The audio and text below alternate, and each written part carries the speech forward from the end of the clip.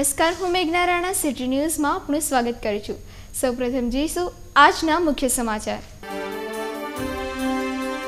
ભરૂચના પીરકાંઠી કુંભારવાડ વિસ્તારમાં રોડ નહીં તો વોટ નહીંના બેનરો લાગ્યા। ઉમેદવારોએ વોટ માંગવા નહીં આવવા તાકીદ।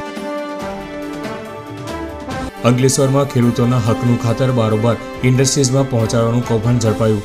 અંકલેશ્વરની વરુણ ઇન્ડસ્ટ્રીઝમાં જીઆઈડીસી પોલીસે ખાતરની 160 ગુણો ઝડપી પાડી। જીઆઈડીસી પોલીસે કંપની સંચાલક તેમજ ટેમ્પા ચાલકની સ્થળ પરથી ધરપકડ કરી। માંડવા મંડળી સંચાલક અને એજન્ટ વિરુદ્ધ પણ ગુનો દાખલ। ભરૂચ લોકસભા બેઠક ઉપર ભાજપની ધુઆધાર બેટિંગ, કોંગ્રેસ હજુ મોરેતિયાની પડોજનમાં। ભરૂચમાં મેદાન છોડી કોંગ્રેસના હોદ્દેદારો 72 કલાકથી દિલ્હી દરબારમાં। કોંગ્રેસી કાર્યકરો અને મતદારોમાં હતાશાનું મોજું।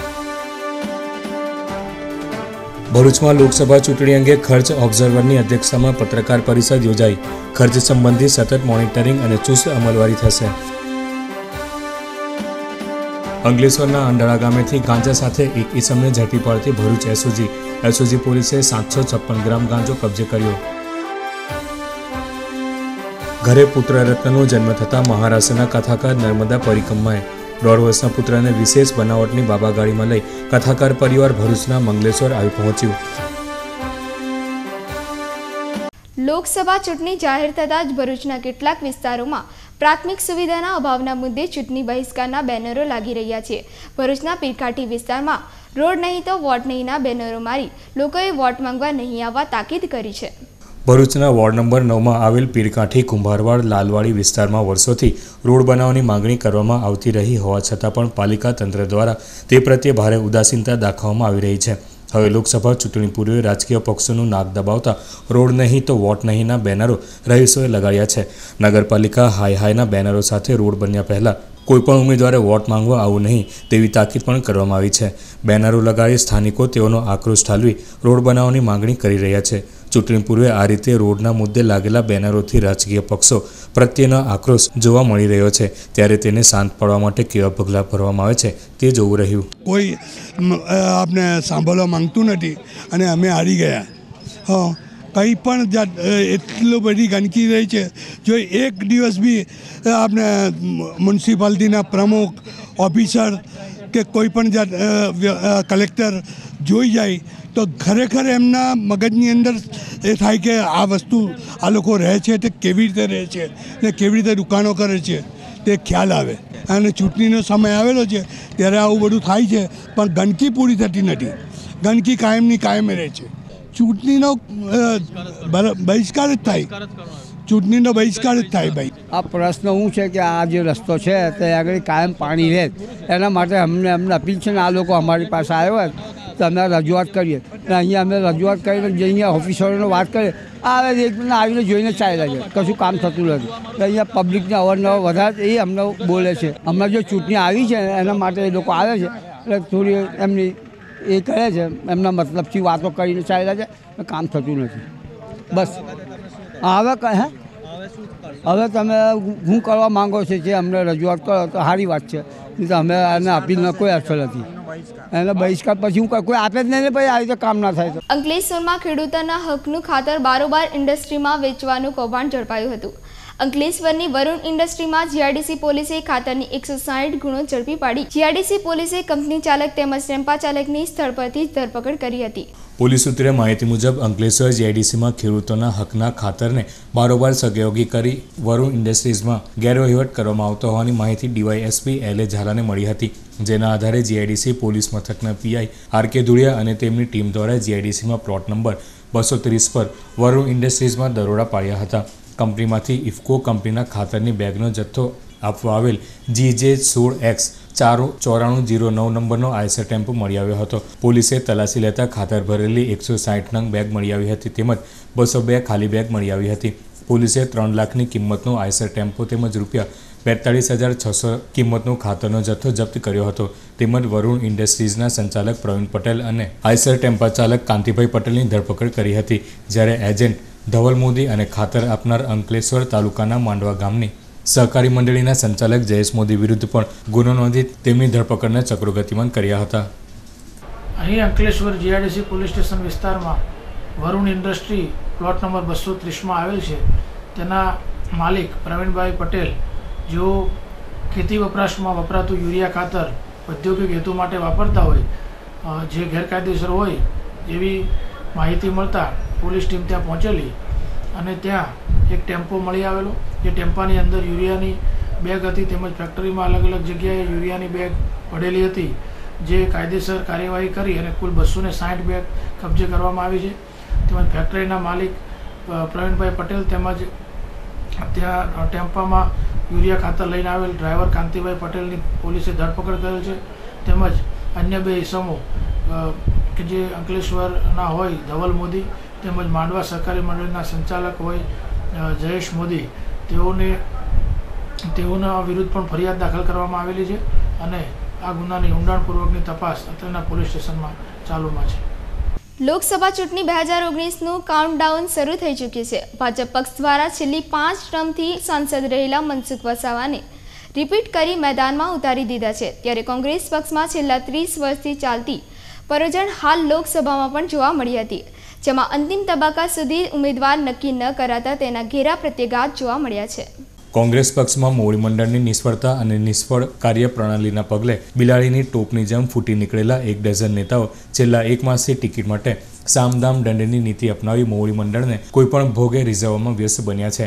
એક તરફ ભાજપ દ્વારા સમયસર મનસુખભાઈ વસાવાને ચૂંટણી જંગમાં ઉતારી દેતા છેલ્લા 1 સપ્તાહમાં તેઓએ ધુઆંધાર બેટિંગ કરી જિલ્લામાં ઠેર ઠેર કાર્યાલયો પ્રારંભ કરી, પ્રજા સંપર્કનો પ્રારંભ કરી, ઠેર ઠેર સંમેલનો તેમજ અપક્ષ ઉમેદવારો માટેની કવાયત એકંદરે પૂર્ણ કરી લીધી છે. ભાજપ દ્વારા કાર્યકર્તાઓને કામે લગાડી દઈ ઠેર ઠેર ડોર ટુ ડોર પ્રચાર અને ખાટલા બેઠકો પણ આરંભી દેવાય છે. બીજી તરફ કોંગ્રેસ પક્ષમાં મૂર્તિઓ કોણ હશે તે નક્કી કરવામાં મોવડી મંડળ માથું ખંજવાળી રહ્યું છે. અત્યંત ચોંકાવનારી બાબત એ છે કે લોકસભા ચૂંટણીનું બ્યુગલ વાગી ગયું છે ત્યારે ભરૂચ જિલ્લા કોંગ્રેસના પ્રમુખ સહિતના સિનિયર આગેવાનો ટિકિટની પળોજણમાં છેલ્લા 72 કલાકથી દિલ્હી દરબારમાં ધામા નાખીને બેઠા છે. ઉલ્લેખનીય છે કે આ સમગ્ર પરિસ્થિતિના પગલે ભરૂચ લોકસભા બેઠકમાં કોંગ્રેસના કાર્યકરો અને મતદારોમાં હતાશા અને નિરાશા વ્યાપવા પામી છે અને તેનો ચોક્કસ ફાયદો ભાજપ પક્ષને મળશે તેવા સ્પષ્ટ સંકેત જણાઈ રહ્યા છે. ગુજરાતભરમાં અતિ મહત્વની ગણાતી એવી ભરૂચ લોકસભા બેઠક ઉપર છેલ્લા 30 વર્ષથી ભાજપનો દબદબો રહ્યો છે. ત્યારે દરેક ચૂંટણીમાં મેન્ડેટ આપવાની બાબતમાં રાયનો પહાડ બનાવતો હોય ઇરાદાપૂર્વક ચૂંટણીમાં ઢીલ અપાતી હોવાના લોકો કોંગ્રેસ મોવડી મંડળ ઉપર આક્ષેપ પણ કરી રહ્યા છે. લોકસભા બેઠકની ચૂંટણીના જાહેરનામાની પ્રસિદ્ધિ સાથે ચૂંટણી કામગીરીનો ધમધમાટ વર્તાઈ રહ્યો હોય ભરૂચ કલેક્ટર કચેરી ખાતે ઓબ્ઝર્વરની અધ્યક્ષતામાં પત્રકાર પરિષદનું આયોજન કરવામાં આવ્યું હતું, જેમાં ખર્ચ મર્યાદા અને આચારસંહિતા ભંગ અંગેની તંત્રની વ્યવસ્થા અંગે માહિતી આપવામાં આવી હતી.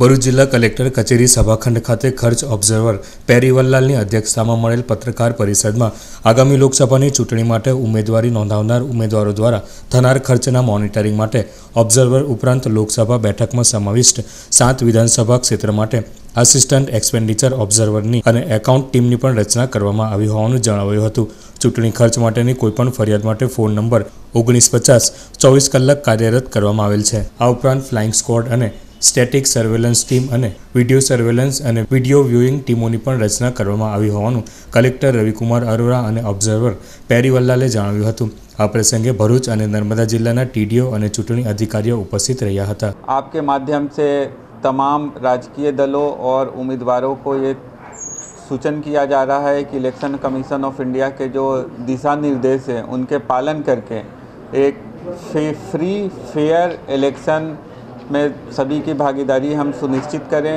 प्रत्येक उम्मीदवार के लिए 70 लाख की जो खर्च की मर्यादा है इसका कड़ाई से पालन करने के लिए हमारे 7 विधानसभा मत विस्तार में 21 फ्लाइंग स्क्वाड की team, 21 static surveillance team, 7 video surveillance team, video viewing team, 7 एक असिस्टेंट एक्सपेंडिचर ऑब्जर्वर हर विधानसभा मत विस्तार में उपस्थित है. सभी कार्यक्रम का हम लोग वीडियो रिकॉर्डिंग करेंगे. एक शैडो ऑब्जर्वेशन रजिस्टर बनाया जाएगा जिसमें कितना खर्च हुआ, जो खर्च की मर्यादा हम लोगों ने नक्की की है कि हर आइटम के लिए क्या रकम फिक्स किया जाएगा, उसके अनुसार हमारी टीम खर्च का जोड़ लगाएगी. और जब उम्मीदवार अपना खर्च पत्रक भरेंगे तो ऑब्जर्वर साहब उसका सत्यापन करेंगे, उसको अप्रूवल देंगे. पूरी डिटेल तैयारी इलेक्शन कमीशन के दिशा निर्देश के तहत भरूच जिला ने किया है और आप सबके सहयोग से हम 23 अप्रैल को एक फ्री, फेयर और ट्रांसपेरेंट इलेक्शन करने के लिए पूरी तरह से तैयार हैं। The notification for the Gujarat parliamentary constituencies in the Gujarat has been issued yesterday, and nominations are now happening. And with respect to the expenditure limit, it is 70 lakh per candidate is the maximum limit for which he can incur. And as an expenditure observer, we are here to see the poll preparedness by the machinery, and the machinery is well geared to cover up all the expenditure related activities and all other activities. And we hope that the candidates will incur the expenditures and they will maintain their accounts in a proper and correct manner. And we are here to ensure the free and fair and transparent elections. અંકલેશ્વરના અંદાળા ગામે 758 ગ્રામ ગાંજાના જથ્થા સાથે Bharuch SOG પોલીસે એક ઇસમને ઝડપી પાડ્યો હતો. આરોપી પોતાના ઘરે ગાંજાની 50 અને 100 રૂપિયાની પડીકી બનાવી વેચાણ કરતો હતો. એસઓજી પોલીસે ગુનો નોંધી કાયદેસરની કાર્યવાહી હાથ ધરી છે. પોલીસ સૂત્રે માહિતી મુજબ અંકલેશ્વર તાલુકાના અંડાળા ગામે લીમડી ફળિયામાં રહેતો અને મૂળ ઝઘડિયા તાલુકાના ખર્ચી ગામના ઉપેન્દ્ર કનુ વસાવા પાસે ગાંજાનો જથ્થો હોવાનું અને પોતાના ઘરેથી જ ગાંજાની 50 અને 100 રૂપિયાની પડીકી બનાવી વેચાણ કરતો હોવાની બાતમીના આધારે ભરૂચ એસઓજી પોલીસે રેડ કરતા ઘરમાંથી 756 ગ્રામ ગાંજો મળી આવ્યો હતો. એસઓજી પોલીસે ઉપેન્દ્ર કનુ વસાવાની ધરપકડ કરી ₹5200ની કિંમતનો ગાંજો કબજે કરી તેની વિરુદ્ધ શહેર પોલીસ મથકમાં ફરિયાદ નોંધાવી હતી. શહેર પોલીસે ગુનો નોંધી વધુ તપાસ હાથ ધરી છે.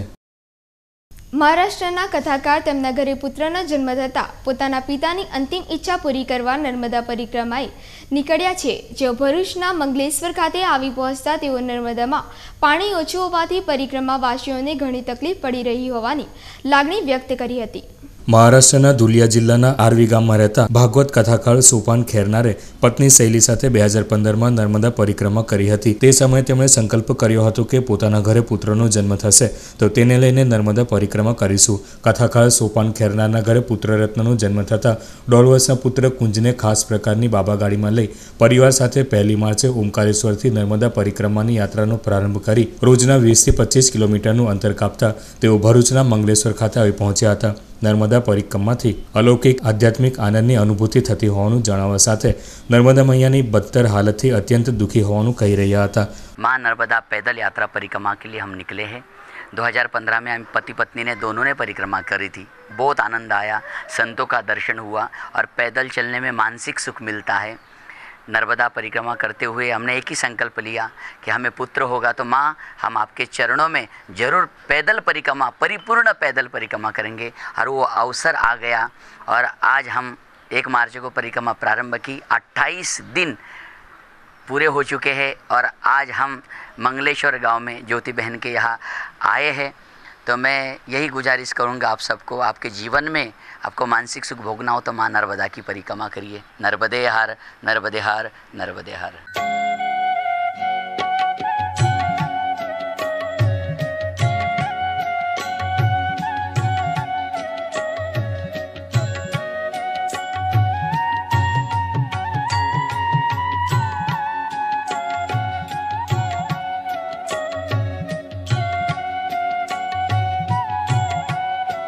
ધૂમધકતા તાપમાં નર્મદા મૈયાની પરિક્રમા અનેરી શ્રદ્ધાના સથવારે કરનાર કથાકાર પરિવારજનો ભરૂચથી પરિક્રમા પૂર્ણ કરવા રવાના થયા હતા. ભરૂચ લોકસભા બેઠકની ચૂંટણીનું જાહેરનામું બહાર પડ્યાના 2 દિવસમાં કુલ 39 ઉમેદવારી પત્રકોનું વિતરણ થયું છે, પરંતુ કોઈ પણ ઉમેદવારી હજુ નોંધવા પામી નથી.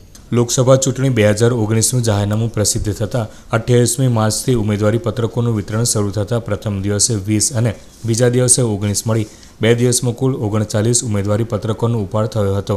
જેમાં રાજકીય પક્ષો ઉપરાંત અપક્ષો પણ ઉમેદવારી નોંધાવવા માટે પત્રકો મેળવ્યા હોવાનું જાણવા મળેલ છે.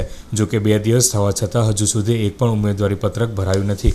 ઉમેદવારી પત્રક ભરવાની અંતિમ તારીખ 4/4/2019 છે, જેથી સોમવારથી ઉમેદવારી પત્રકો ભરવા માટે ઉમેદવારો મેદાનમાં આવે તેમ માનવામાં આવી રહ્યું છે. ઉમેદવારી પત્રકોની ચકાસણી તારીખ 5/4/2019 રોજ કરાશે, તેમજ તારીખ 8/4/2019 સુધીમાં ઉમેદવારી પરત ખેંચી શકાશે. જે બાદ 23મી એપ્રિલના ચૂંટણી જંગમાં કયા અને કેટલા ઉમેદવારો રહે છે તે જાણી શકાશે. સુરત ખાતે યોજાયેલ રો પાવર લિફ્ટિંગ એસોસિએશન ચેમ્પિયનશિપમાં ભરૂચના જિગ્નેશ રાજપૂતે 3ય ક્રમાંક મેળવ્યો છે. ભરૂચના શક્તિનાથ ખાતે આવેલ ફિટનેસ ફર્સ્ટ જીમના સંચાલક જિગ્નેશ રાજપૂતે સુરત ખાતે આયોજિત બેન્ચ પ્રેસ અને ડેડલિફ્ટ સ્પર્ધામાં ભાગ લીધો હતો, જેમાં 67.5 થી 82.5 કિલોગ્રામ ગ્રુપમાં 115 કિલોગ્રામ અને ડેડલિફ્ટમાં 170 કિલોગ્રામ વજન ઉપાડી તૃતીય ક્રમાંક મેળવી ભરૂચનું નામ રોશન કર્યું છે. છેલ્લા 1.5 મહિનાના ટૂંકા ગાળામાં જિગ્નેશ રાજપૂતે બોડી બિલ્ડિંગ અને પાવર લિફ્ટિંગમાં વિવિધ 6 સ્પર્ધામાં ભાગ લઈ દરેકમાં વિજય મેળવ્યો છે. બોડી બિલ્ડિંગ ક્ષેત્રે ભરૂચ શહેર જિલ્લાનું નામ રોશન કરનાર જિગ્નેશ રાજપૂતને રમત પ્રેમીઓ દ્વારા અભિનંદન પાઠવી શુભેચ્છાઓ આપવામાં આવી છે. 3/2/2019થી લઈને તારીખ 24/3/2019 સુધીના 1.5 મહિનાના સમયગાળામાં મેં અલગ અલગ 6 કોમ્પિટિશનોમાં પાર્ટિસિપેટ લયો હતો, જેમાં તાજેતરમાં રમાયેલ પાવર લિફ્ટિંગની સ્પર્ધા સુરત ખાતે રમાયેલ, જે VIP રોડમાં એવી ફિટનેસમાં ના સૌજન્યથી રમાડવામાં આવી હતી, જેમાં માસ્ટર કેટેગરીમાં એટલે 40 વર્ષની ઉપરની ઉંમરમાં મેં મારી વેઇટ કેટેગરીમાં 170 kg ડેડલિફ્ટ મારીને, તેમજ 115 kg બેન્ચ પ્રેસ મારીને ત્રીજો નંબર મેળવ્યો છે અને ભરૂચ જિલ્લાનું તેમજ મારી ફિટનેસ ફર્સ્ટ જીમનું મેં ગૌરવ વધારેલ છે. ને આવનાર સમયમાં જૂન આઈ થિંક લગભગ 9 જૂને પાછી સુરત ખાતે પાવર લિફ્ટિંગ સ્પર્ધા છે, જેમાં હું ફર્સ્ટ મારું એ પ્રમાણેની મહેનત હમણાં મારી ચાલી રહેલ છે. ભરૂચ શહેર જિલ્લામાં 2 વ્હીલર્સના ચોરીના કિસ્સા વધી રહ્યા હોય તેમ ભોલાવની નર્મદા સોસાયટીના 2 મકાનમાં એક જ રાત્રિમાં 2 વ્હીલર્સ ચોરીનો પ્રયાસ થયો હતો, પરંતુ સફળતા ન મળતા 2 વ્હીલર્સને નુકસાન પહોંચાડી તસ્કરો ફરાર થઈ ગયા હતા.